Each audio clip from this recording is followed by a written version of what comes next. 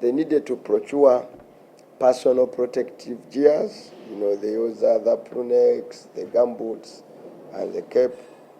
They also needed shoes. Of course, that is gumboots.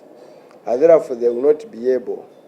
But also that the project coordinating team was out of the country on the project-related work. And they requested that the meeting be delayed, be postponed to a date after 22nd. So we have since rearranged this trip, hopefully to Friday next week.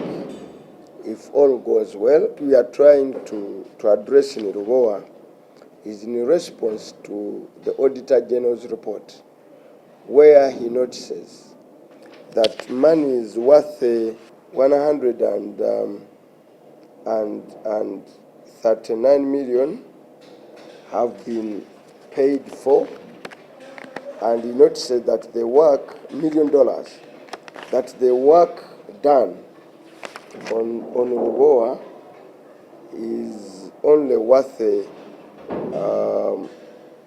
57 million US dollars.